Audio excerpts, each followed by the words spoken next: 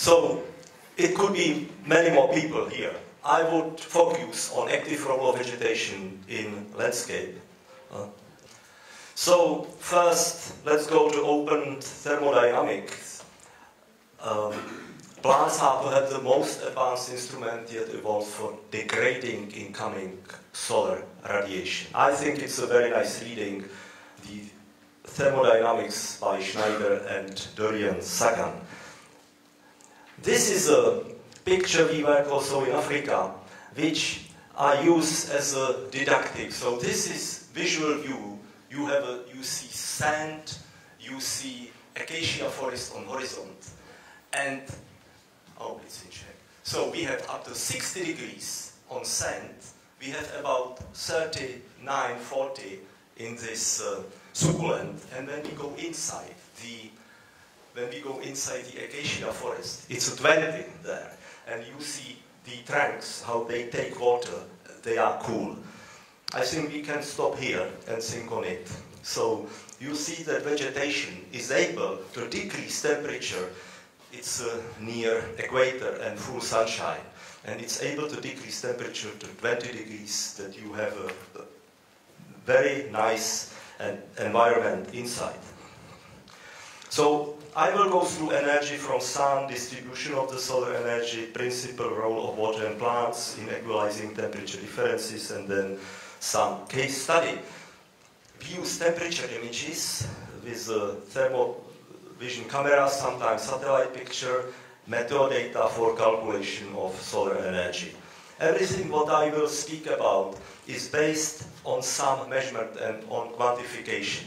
So incoming solar radiation, reflected solar radiation, relative humidity measurement, and it goes into the database and then we evaluate it.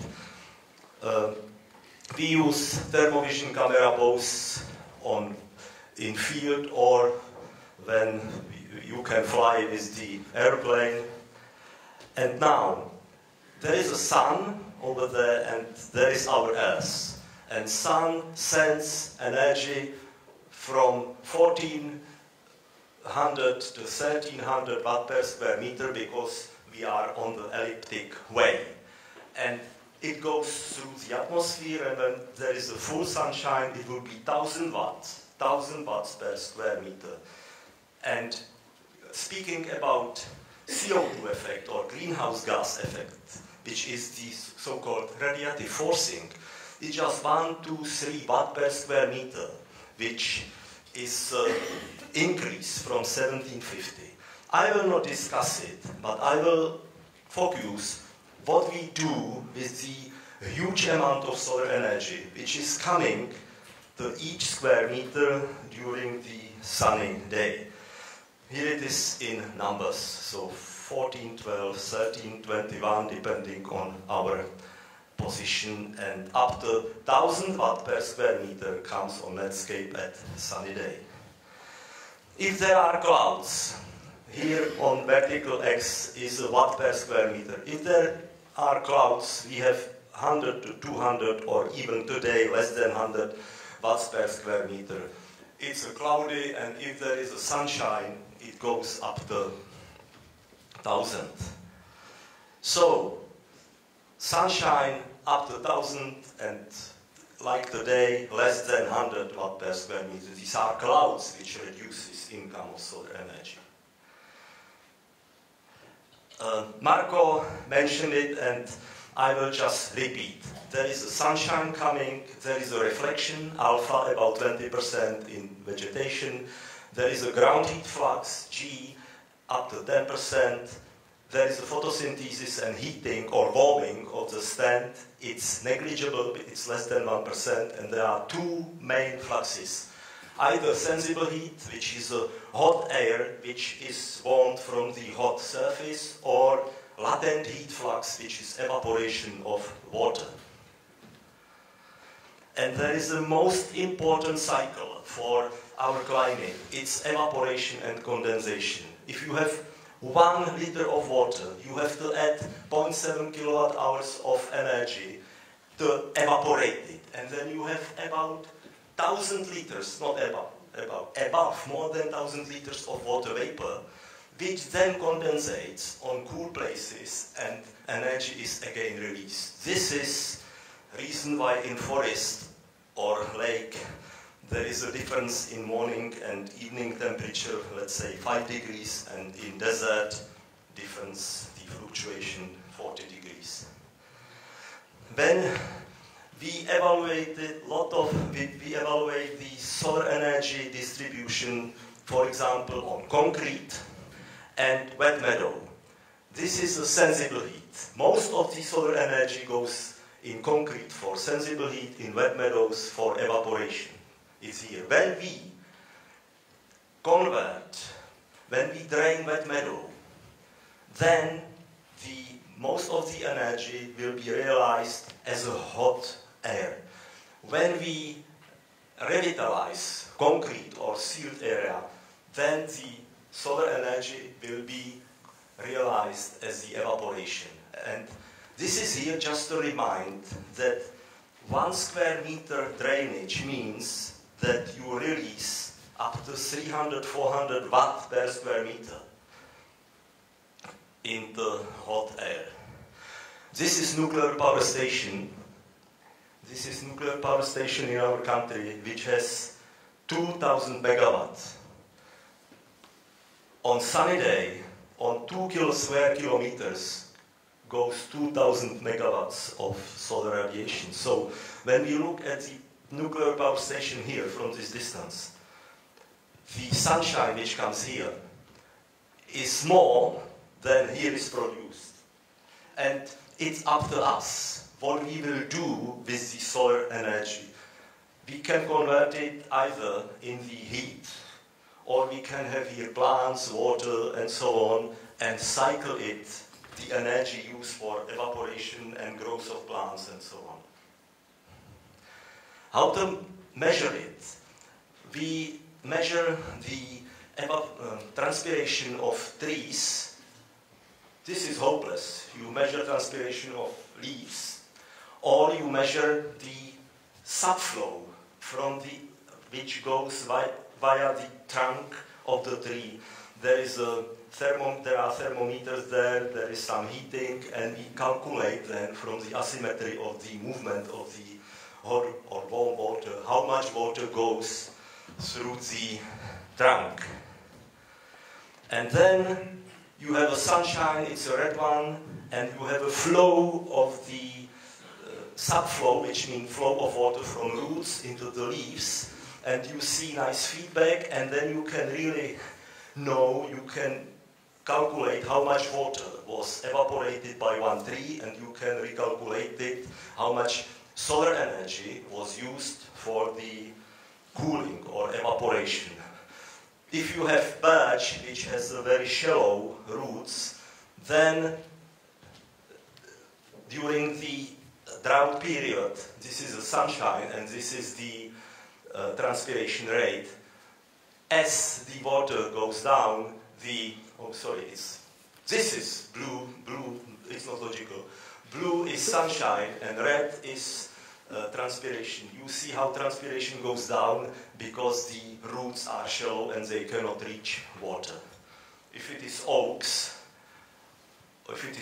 it has a deeper roots and it works better. So we can consider tree as a fontaine of water vapor, as a most perfect cooling system, because on 1 square millimeter there are 200, 300 stomata. So on 1 square millimeter of leaf there is 200, 300 small valves which control release of water vapor. A tree or grass takes 1 molecule of CO2, release 1 molecule of oxygen, and 100, 200, 300 molecules of water. It's not waste. It's considered as a waste. It's an air conditioning principle. So when we now summarize it didactically, there is a sun, there is an income of solar energy on outer layer of atmosphere, 1,400, and we are sun basing here and we are taking 1,000 watt per square meter. there is a big difference between shade of, there is a big difference between shade of umbrella or this, umbrella and tree. Tree has a 20 degrees and this one has a 40 degrees because tree is active, cool.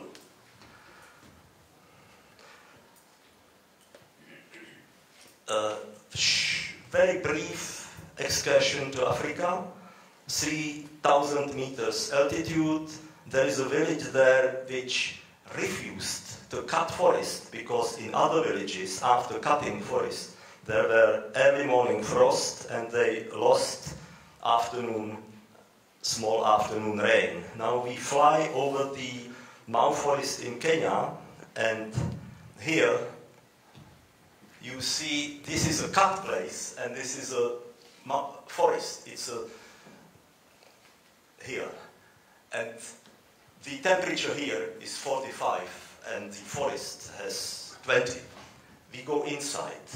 So this is the cut place with a lot of grass and a lot of small bushes. But anyway, the temperature there is up to almost 60 degrees, between 40 and 60. We enter forest now, 100 meters walk, and you see the person who is there is warmer than the environment, so the temperature there is about 20 degrees. So it is how we change the local climate when we remove vegetation. There is a big difference between crop, how much I have? Okay, 10 minutes. Between crop and forest. This is maize or corn. And you see that on the soil there is a temperature up to 50 degrees. And on the top there is a temperature about 30-34 degrees. Which means the hot air from here goes up and takes water vapor, which rises up and it's lost for the countryside. This is the look in the forest. In the forest there is a higher temperature up on the canopy top than in undergrowth. So there is an inversion of temperature. Here is cooler and here is warmer.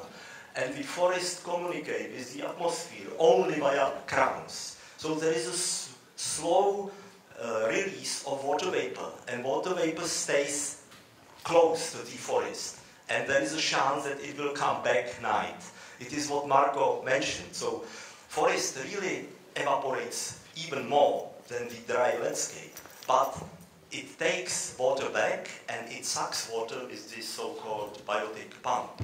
It's another view in the forest. So you see 21 degrees down and 28 up. I will jump it. When we look at the cultural landscape, it's here and it's 100 meters from the airplane. So we see really different temperatures. Wet meadows, 29. Harvested meadow, 42. Forest, about 28.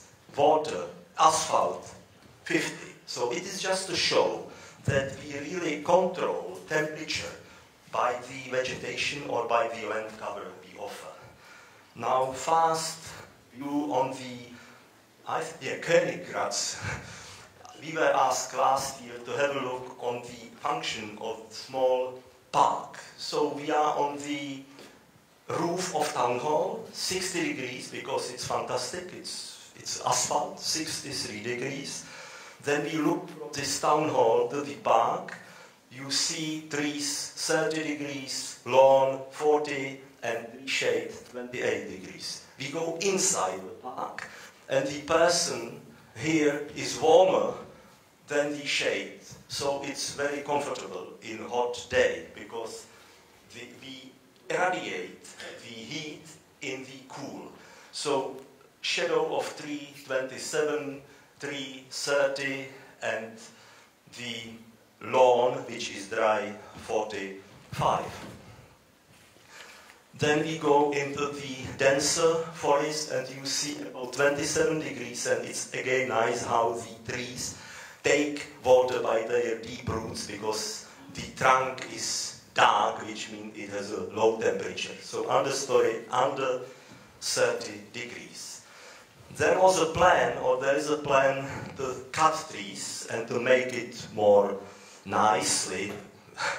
So you see, when we cut trees, then the persons here are cooler than the environment, so you don't feel comfortable, and temperature of grass, of lawn is 53 degrees, and trees has a under 30 degrees. So again, we have a 20 degrees difference just due to, or thanks to the trees. Now we are on the town hall or a church.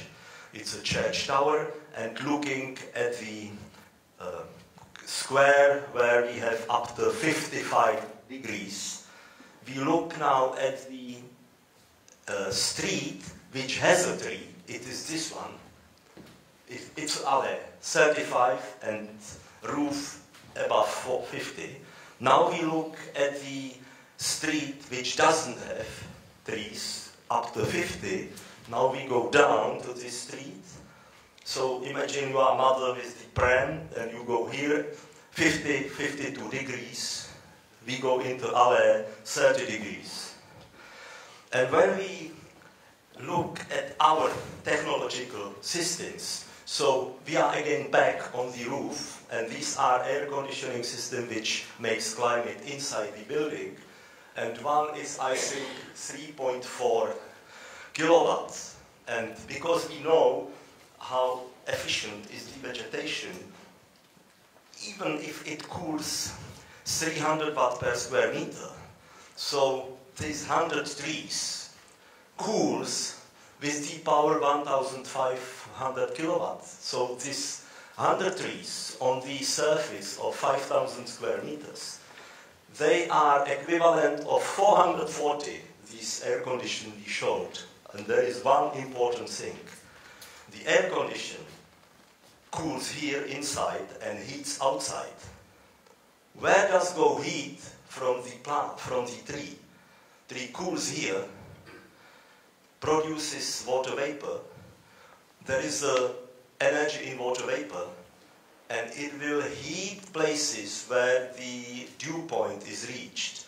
So it's a double air conditioning system. It cools here, and it heats places which are cooled, and it doesn't work with the chemical stuff, it works with the water, and it distills water during the cooling system. So when I speak about it, I would like to be silent and admire it, just like Tao, like East philosophy, because I know how primitive is my thinking in comparison with the functioning of trees. So during one day, we would pay to our technological system for 10,500 kilowatt hours. So I think it would be 1,000 euro about, because you have a 10 cents for kilowatt hour. So it's energy which was saved for cooling, but we wouldn't have such an effect with technological system because we would heat it. And then I have several comments or several thinking for discussion.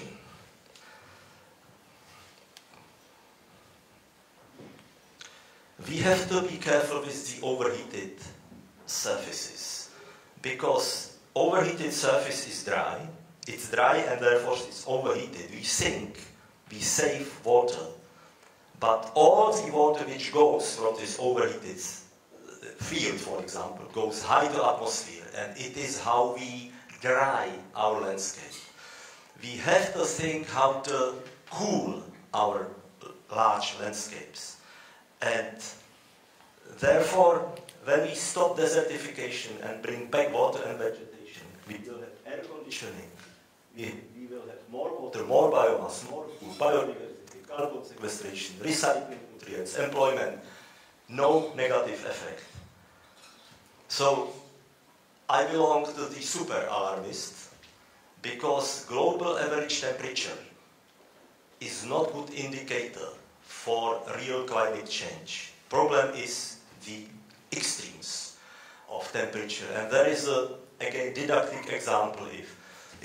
If a large wetland having diurnal temperature fluctuation from 18 to 22 is drained and changed in the agro-industrial area, having temperature fluctuation 10 morning and 30 afternoon, there is no change in average temperature. But we changed climate. Therefore, we have to focus on what we do with the solar energy. I have a lot of materials more. I would stop here because it's good to stop with one message, and this is a message. So thank you for your attention. Once more, thank you, Marco, for